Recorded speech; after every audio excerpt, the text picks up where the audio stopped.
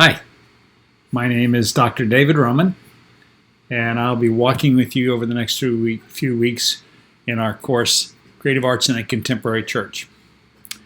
Before we begin and dig right into the material, I'm going to just take a moment to introduce myself to you and let you know where I'm coming from, my background in the church, and what we've done. So, without further ado, let me just say that this is the very first session in the different weeks that we have.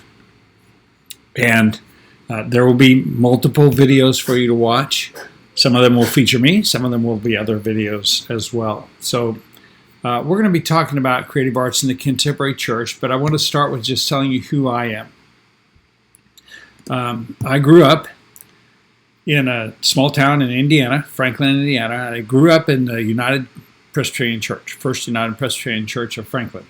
What I remember from the beginning is Dr. Lee, who, when I was 4 or 5 or 6, struck me as this very loud, very forceful preacher who spoke from the center pulpit in a dynamic voice. People loved him.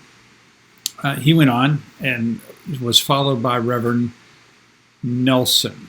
Don't remember his first name, but Reverend Nelson was a total contrast to Dr. Lee, a very meek and mild person, a sweet soul, a gentle spirit, and really had a great time with him. What I remember about my time with the Presbyterian Church was that I grew up singing in the children's choir, doing the vacation Bible schools. We went to our church, to the Baptist church, to the Pentecostal church, to the Catholic church for vacation Bible schools.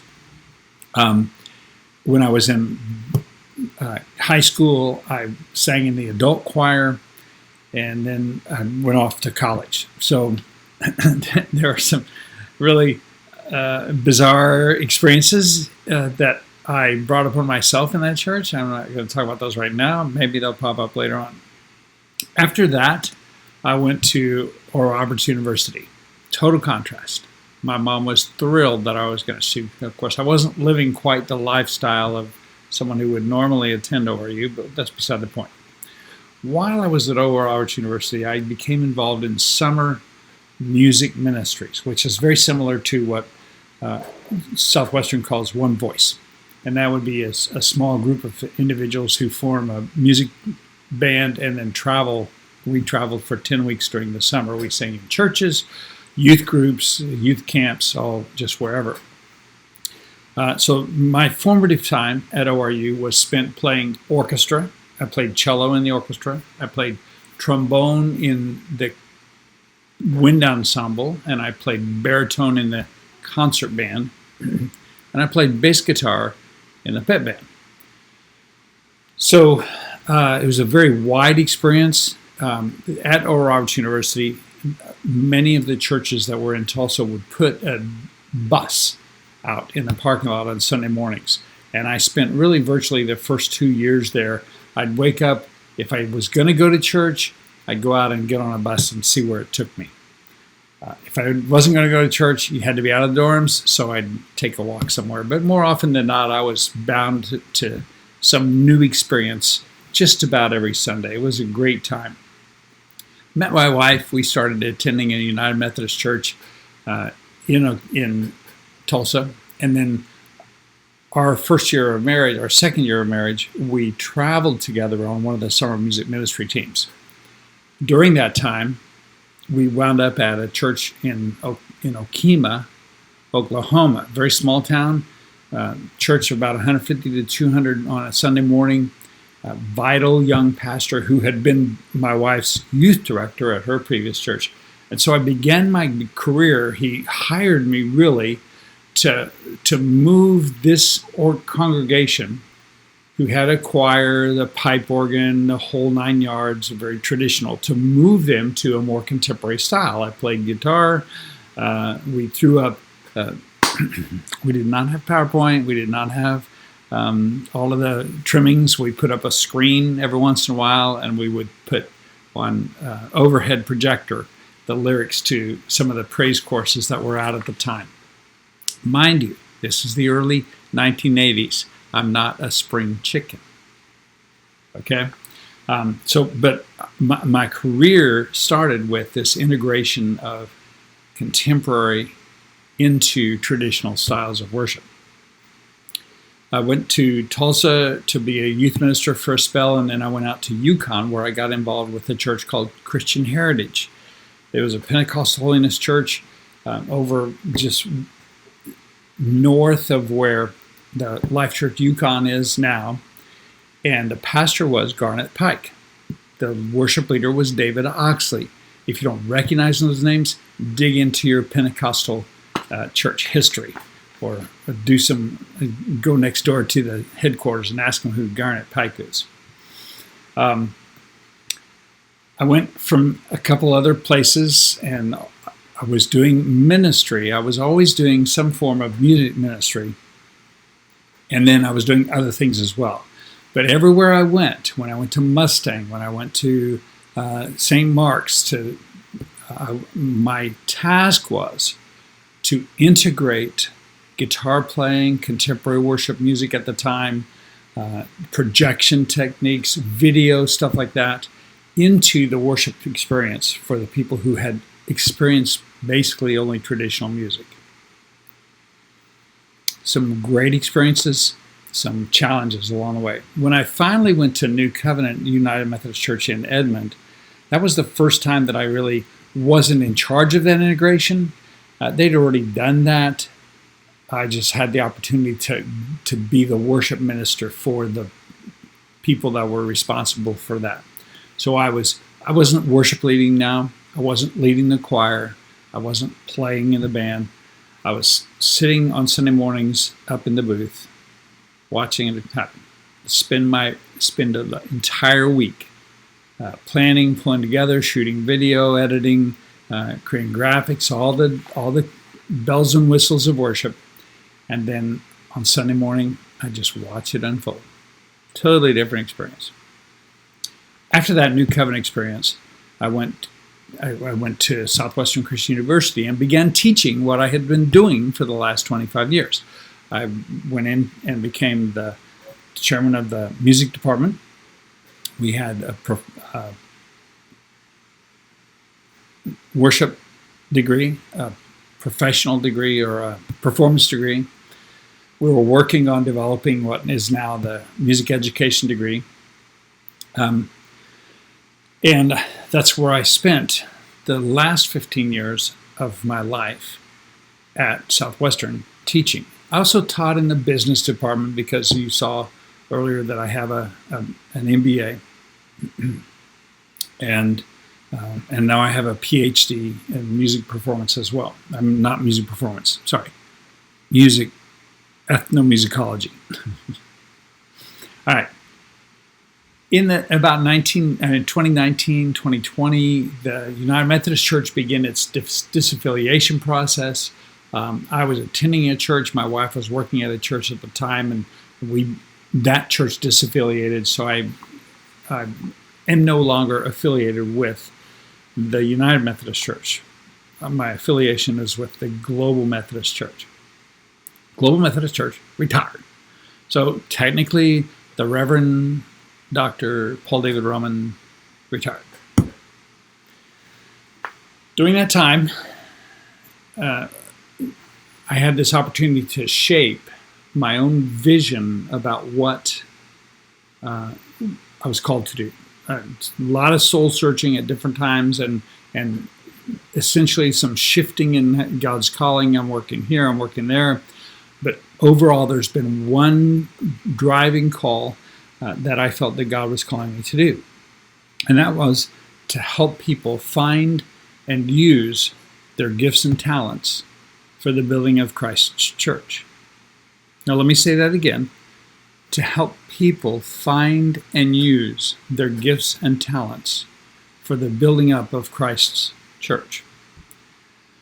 That difference from some worship leaders feel called to bring people into the presence of God. And so that dictates how they structure the ministry that they have.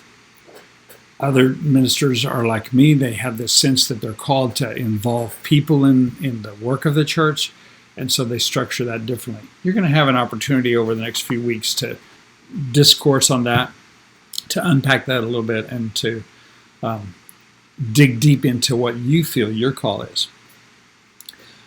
So as we do that, I'm going to just talk about some of the different responsibilities that you have.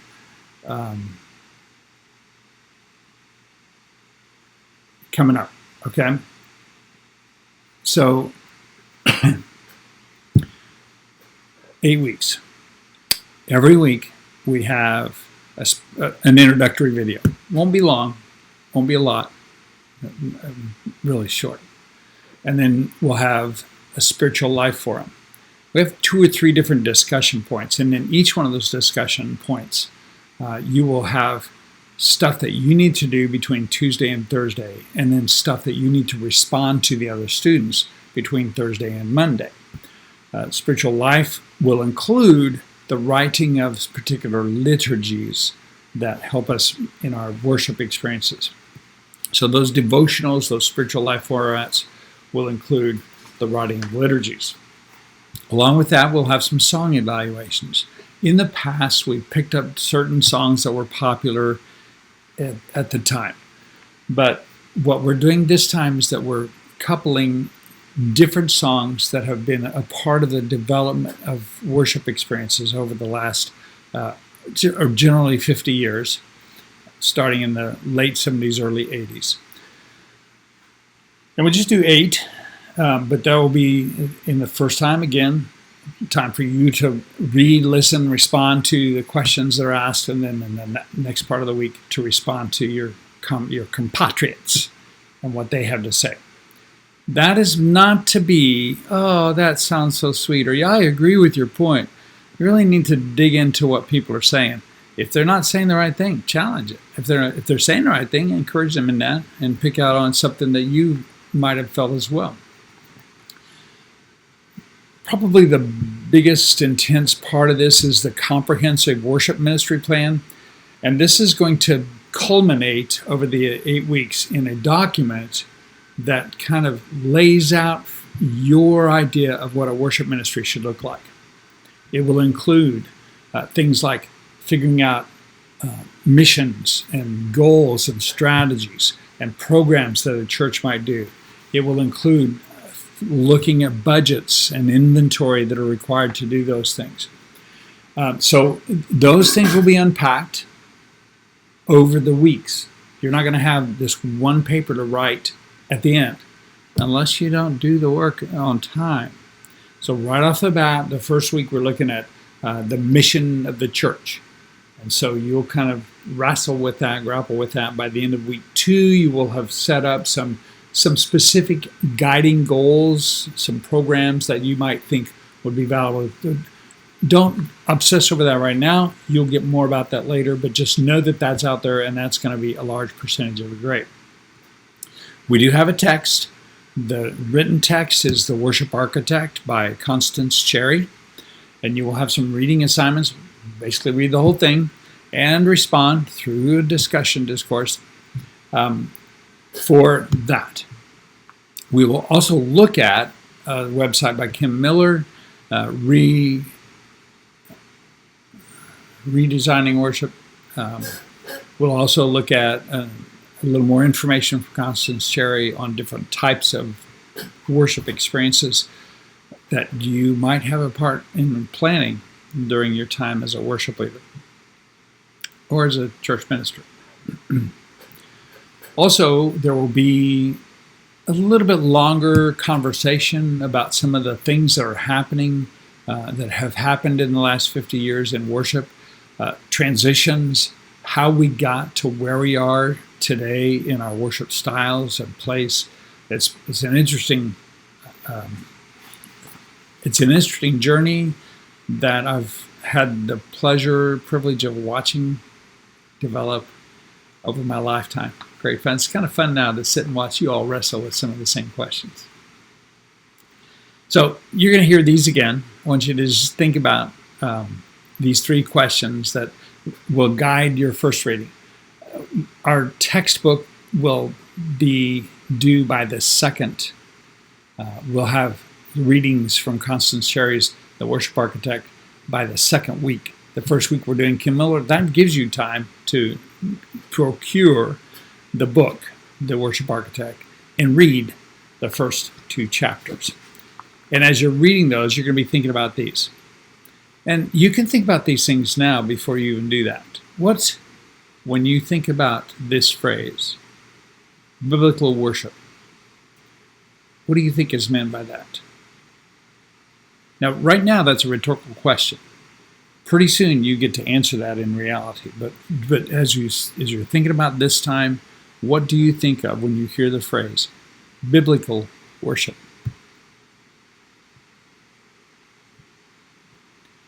Another question.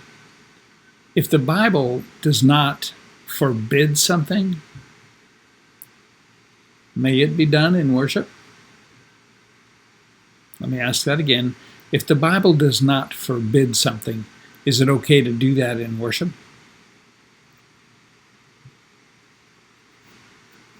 Finally, just to kick off your thinking, kind of get you set into the groove for this course.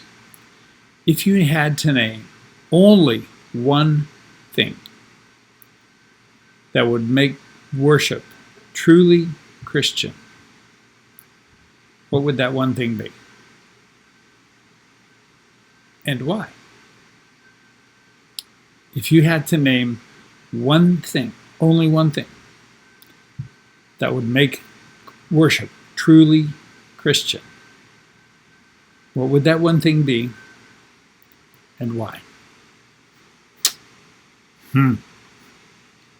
Again, this is David Roman, and I'm looking forward to our time together.